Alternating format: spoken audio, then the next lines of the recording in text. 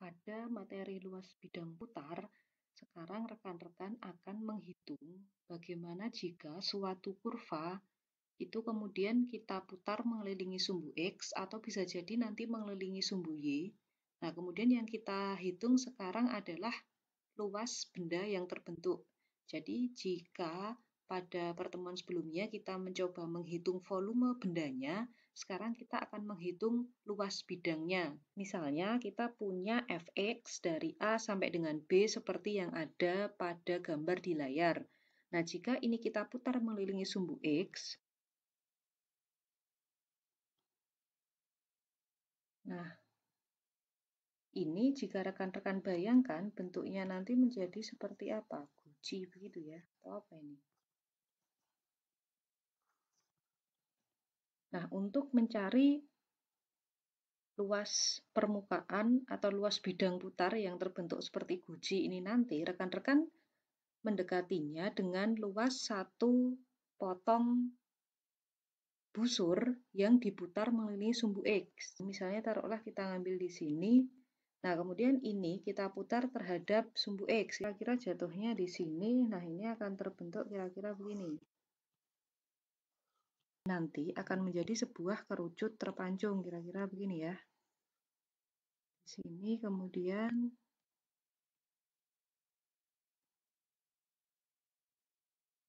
nah, jika rekan-rekan bayangkan di sini nanti misalnya kita ambil titik sampelnya yang dari ini yang mempengaruhi dia ujung yang di sebelah kiri, kemudian ujung yang sebelah kanan di sini kita ambil satu sampel begini, lah taruhlah di sini nanti.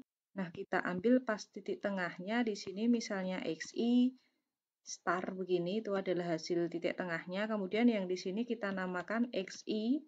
Nah, berarti di sini XI min 1 karena ini sampelnya taruhlah di sinilah. Di sini adalah delta X-nya yang rekan-rekan ambil.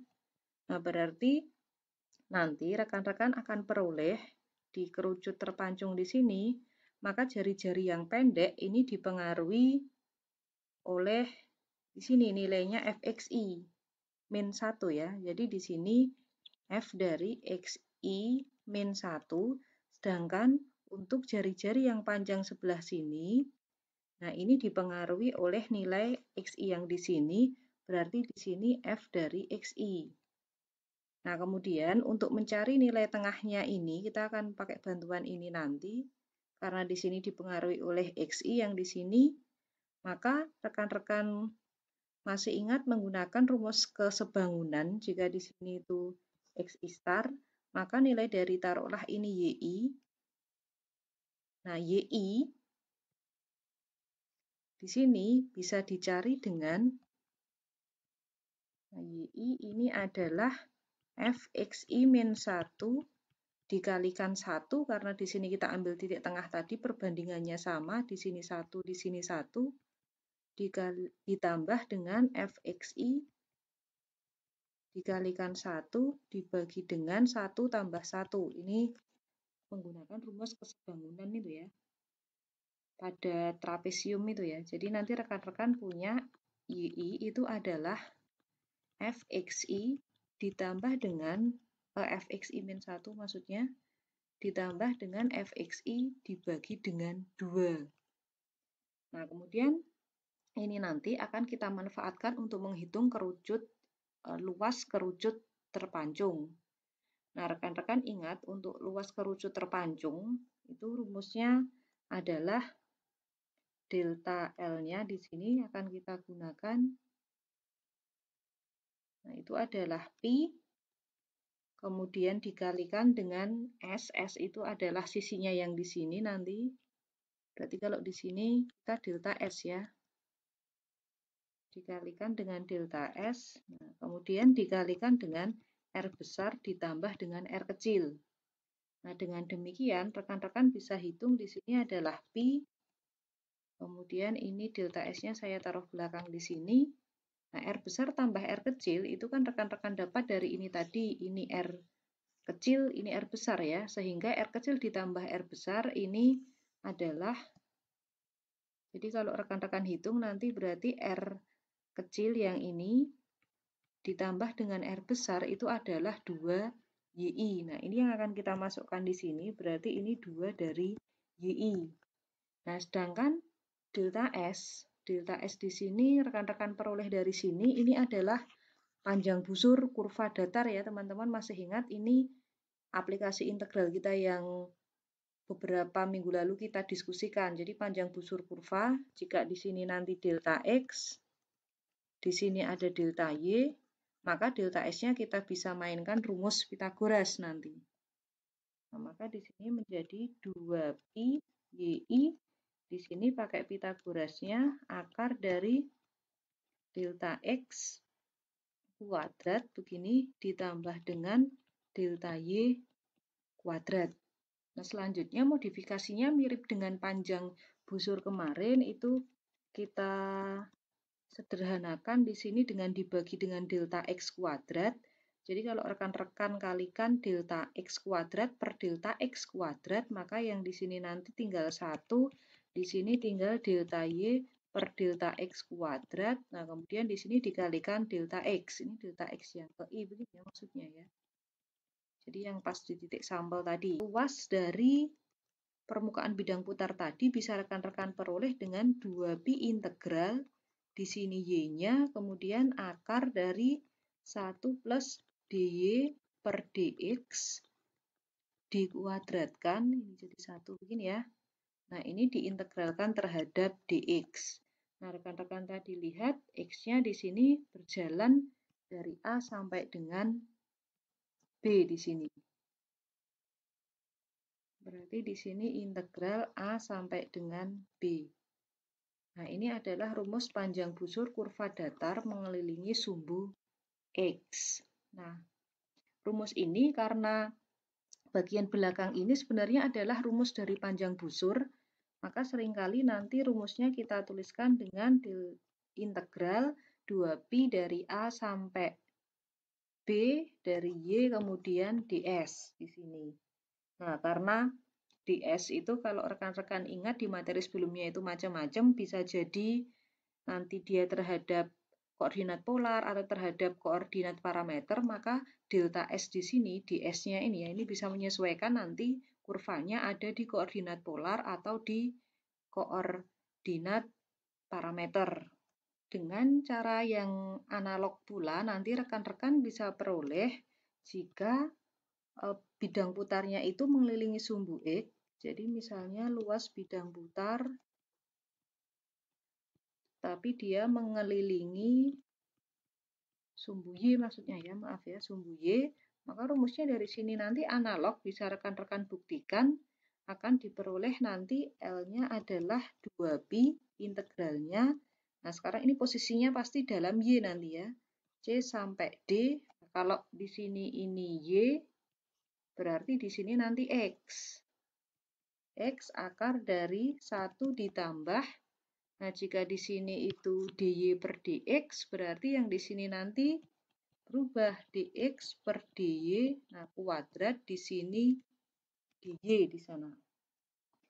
Nah, atau nanti sama ya, di sini ini adalah ds-nya, tergantung nanti kurvanya itu dalam koordinat polar atau koordinat kartesius tapi dinyatakan dalam bentuk parameter. Beberapa contoh yang ada pada soal latihan itu luas bidang putar, hampir semuanya diputar mengelilingi sumbu X ya. Nah, kita sekarang akan mencoba membahas bagaimana jika bidang putar itu diputar mengelilingi sumbu Y. Saya ambil untuk soal yang nomor berapa ini? 11 ya. Nomor 11 di sana bagian B. Jika busur sikloida itu diputar mengelilingi sumbu Y. Nah, untuk yang diputar mengelilingi sumbu X itu sebenarnya sudah dibahas yang ada di contoh di buku itu ya. Nah, kemudian untuk busur sikloida yang rekan-rekan putar mengelilingi sumbu Y di sini, nah kalau rekan-rekan ingat, kemarin ada di kumpulan grafik juga ya, busur sikloida di sini. Menggambar satu busur sikloida seperti ini butuh parameter berjalan dari 0 sampai 2pi. Nah, di sini meskipun kelihatannya ada pi, begini ya, kelihatannya seperti sudut atau pada koordinat polar ya, tapi sebenarnya ini adalah kurva koordinat kartesius tapi dinyatakan dalam bentuk parameter. Nah, kebetulan parameternya ini bentuknya adalah di sini ya, T-nya berjalan sudut ya dari 0 sampai 2pi di sini. Nah, kalau rekan-rekan lihat di grafik yang pernah kita bagikan itu, busur sikloida itu kalau mau utuh dia sebenarnya dari sini ya, 0 sampai 4pi nanti.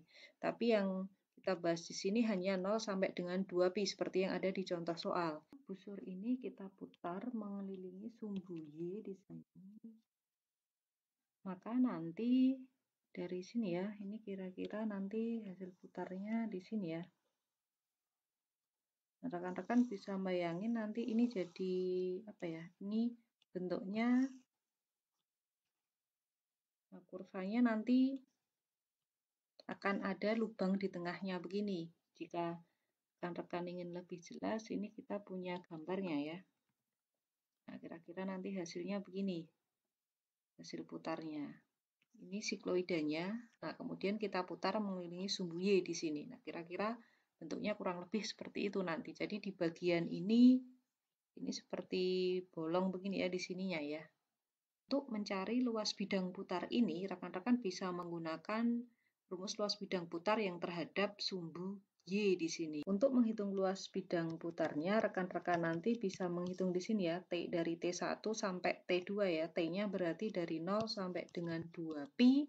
Kemudian karena terhadap sumbu Y berarti di sini X. Nah, di sini ingat ya kurvanya dalam bentuk parameter. Jadi di sini adalah dx per dt kuadrat ditambah dengan dy per dt kuadrat dt di sini. Jadi rekan-rekan harus menghitung yang panjang busur ini dulu. Kurva dalam koordinat parameter dulu. Jadi kita hitung satu-satu dulu. Jadi X-nya itu adalah A, T dikurangi sin T. Sedangkan Y di sini adalah A1 dikurangi dengan kosinus T. Nah, kemudian kita cari turunannya terhadap T11 di sini dt per dx per dt-nya ini adalah 1 min cos T, kemudian turunan Y terhadap T di sini adalah A, turunannya cos di sini min sin ya, min berarti di sini tinggal sin T. Nah, kemudian rekan-rekan cari dulu ini ds ya. Jadi ds-nya dulu kita cari di sini. Ini adalah akar dari A 1 min cos T, kemudian apa ini dikuadratkan ya, dikuadratkan ditambah dengan ini A sin T di sini dikuadratkan dt. Jadi di sini adalah akar dari A kuadrat, ini kita ekspansi 1 dikurangi 2 cos T,